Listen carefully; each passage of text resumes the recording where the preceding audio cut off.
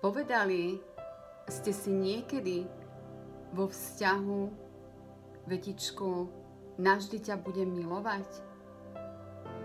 Alebo keď ste sa pohnevali na toho druhého v zápale hnevu a zlosti, ste vyriekli vetičku, nikdy ti to neodpustím?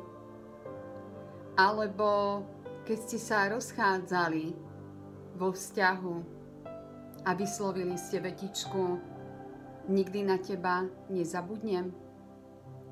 A viete o tom, že presne takýmto spôsobom ste si na seba uvalili kliatbu?